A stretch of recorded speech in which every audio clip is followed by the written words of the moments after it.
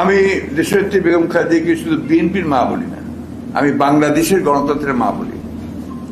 এই জন্যে আমি বরাবরই কথা বলে আসছি যে একজন এই মহিয়সী মহিলা নেত্রী, তার সঠিক মূল্যায়ন দুর্ভাগ্যক্রমে এই দেশের অনেকেই করতে পারছেন না। তার ত্যাগটা এটা আপনার আনপ্যারালাল। 1971 সালে যখন প্রেসিডেন্ট জিয়াউর রহমান সাহেব স্বাধীনতা ঘোষণা করেন, তখন কিন্তু একজন মেজরের স্ত্রী হিসেবে তিনি চিটাগাঙ্গে ছিলেন। তার 2 শিশু বাচ্চা ছিল, তার সঙ্গে শিশু 2 ছেলে। উনি যখন বিদ্রোহ ঘোষণা করে যুদ্ধে বেরিয়ে যান, তখন কিন্তু she was alone in the cantonment। সেখান থেকে তিনি বাচ্চা দুটোকে দুই হাত ধরে তিনি কোন রকমে ঢাকা আসার চেষ্টা করেন এবং ঢাকা আসেন।